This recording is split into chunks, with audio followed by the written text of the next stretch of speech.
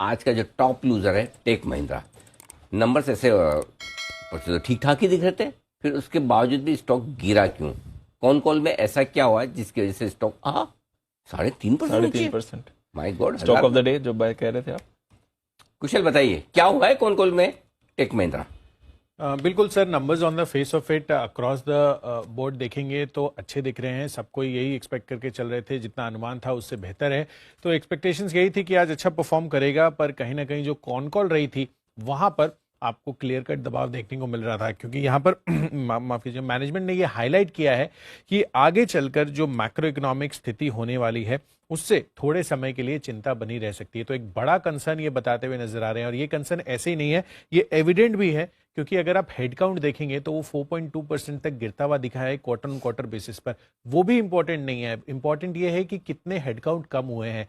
मैं पिछले तिमाही से कंपेयर कर रहा था, तो यहां पर टेक महिंद्रा के हेडकाउंट 6,844 एम्प्लॉइज इन्होंने घटाए हैं टोटल हेडकाउंट में।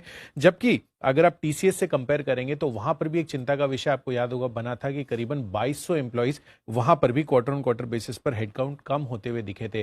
तो अब इतना बड़ा हेडकाउंट, ऑलमोस्ट 3x ऑफ जितना टीसीएस ने हेडकाउंट अपना कम किया है, तो ये एक बड़ा कंसर्न है, क्योंकि लोगों को बेंच पे बिठाने से बेटर है कि यहां पर हेडकाउंट अपने रिलेटिवली कम कर दो, जिससे कि ओवरऑल कॉस्ट स्ट्रक्चर इनका रैशनलाइज हो सके। तो ऐसे एक्सपेक्टेशंस अब इन्वेस्टर्स इस कॉन कॉल के बाद बनाकर चल रहे हैं। इनफैक्ट आपको ये चीज भी ध्यान में रखनी है कि यहां पर जो कांस्टेंट करेंसी रेवेन्यू ग्रोथ है वो 0.2% की आती हुई दिखी, जबकि स्ट्रीट का अनुमान तो 0.4% का था।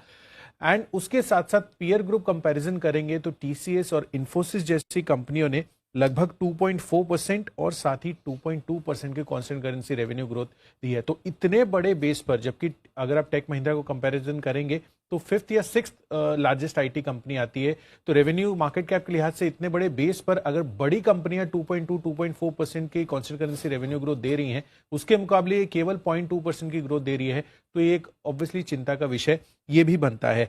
साथ ही आप ब्रोकरेज को देखिए, यहाँ पर एचएसबीसी ने टेक महिंद्रा पर होल्ड की रेटिंग देते हुए 975 रुपए के लक्ष्य ये दे रहे हैं। साथ ही सिटी ने भी न्यूट्रल की राय रखी है। तो काफी सारे ब्रोकरेजेस ने बहुत ज्यादा बदलाव नहीं किया है, क्योंकि ये भी अनसर्टेन थे कि किस तरह के नंबर्स पर ये रिएक्शंस देगा। बट जो कॉन कॉल हुई है उसके बाद तो यही लग रहा है कि यहाँ पर एक चिंता का विषय तो बन रहा है। और एक चीज भी है कि एलटीआई माइंडट्री का जो मर्जर हुआ था उसके बाद वो भी एक बड़े कॉम्पिटिशन में आ रही है टेक महिंद्रा को टक्कर देने में।